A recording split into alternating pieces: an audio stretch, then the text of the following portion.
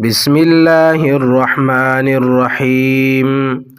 يسألك أهل الكتاب غوارستانا لكتاب مطالبه کوي اهل کتاب ان تنزل دا خبره چې نازل کړه علیهم په دوی باندې کتابا من السماء کتاب د اسمان نه، بلکې دا دومره غټه خبره مګڼه ځکه چې دی خلکو د موسی علیه السلام نه د دې نه غټه مطالبه کړې وه.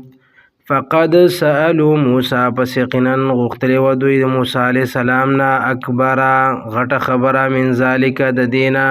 فقالو پس ویلیو دوی ارنا الله چې وښایه موږ ته الله جهرتن په ښکاره. فاخذتهم الصاعقه نو ونیول دوی لره تندر بظلمهم په سبب د ظلم د دوی. ثم اتخذوا العجل بیا ونیول دوی سخیلره په خدایتوب باندې.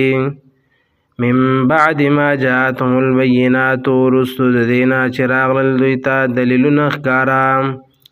فعفونا عن ذلك نو بیا معافي وکړه موږ د دینا.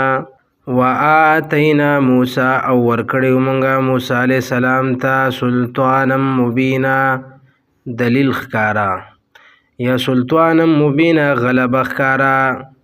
ورفعنا او پورته کړو موږ فوقهم الطور د پاسه د دوی تور غر بمیثاقهم د پاره د لوز اخیستلو د دوی نه. وقلنا او ویل موږ لهم دوی ته ادخلو چې داخل شي الباب په دروازه سجدن سجده کوونکي. وقلنا او ویل موږ لهم دوی ته لا تعدو چې مکوئ زیاتې فی السبت په ورځ د خالی کې. واخذنا او واخسته موږ منهم د دوی نه میثاقا لوز غلیظا مضبوط. فبما نقضهم نو موږ ذلیله کړه په سبب د ماتولو د دوی میثاقهم لوز خپل لره. وکفرهم او په سبب د کفر کولو د دوی بآیات الله په آیاتونو د الله باندې. وقتلهم الانبیاء او په سبب د وژلو د دوی پیغمبرانو لره بغیر حق په ناحق سره.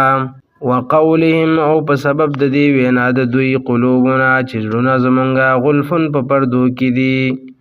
بل طبع الله علیها بلکې مهر لګولې دی الله په هغې باندې د هغې په زړونو باندې. بکفرهم الله مهر لګولې دی په سبب د کفر د دوی باندې. فلا یؤمنون الا قلیلا پس ایمان نه راوړي دوی مګر لږ غوندې.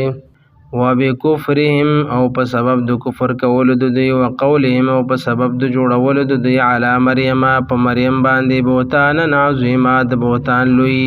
وقولهم او په سبب د دې وینا د دوی انا قتلنا المسیح چې بشکه موږ وژلی دی مسیح عیسی ابن مریم عیسی زوی د مریم رسول الله پیغمبر د الله. وما قتلوه او نه دی وژلی دوی هغه لره. وما صلبوه او نه یې پانسي کړی دی هغه لره. ولکن شبه لهم لیکن واقع شو شک دوی ته. وان الذین اختلفوا بشک هغه کسان چې اختلاف کړی دی فیه د ده په باره کې لفی شک منه نو خامخا دی په شک کې د ده باره کې. ما لهم به من علم نشته دی دوی ته په هغه څه علم الا اتباع الظن سوا د تابعدارۍ د ګمان نه. وما قتلوه یقینا او نه دی وژلی دوی هغه یقیني. بل رفعه الله الیه بلکې برخیجولی دی هغه لره الله ځان ته اسمانونو ته. وکان الله عزیزا حکیما او دی الله زورور حکمت والا.